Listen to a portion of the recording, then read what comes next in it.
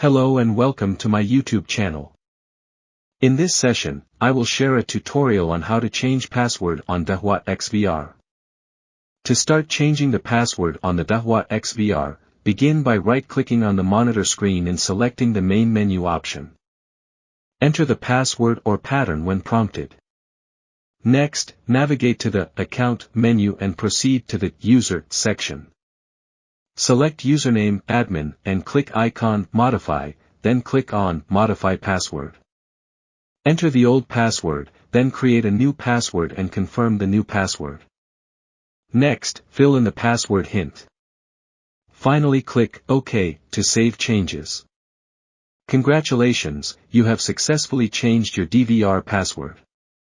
To test it, please log out first and then attempt to log in using your new password. That's it.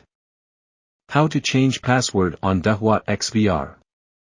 If you have any questions, feel free to ask in the comments section below. If you found this video helpful, don't forget to subscribe to my channel, give it a thumbs up, and share it with your friends on social media. Thank you for watching, and see you in the next video.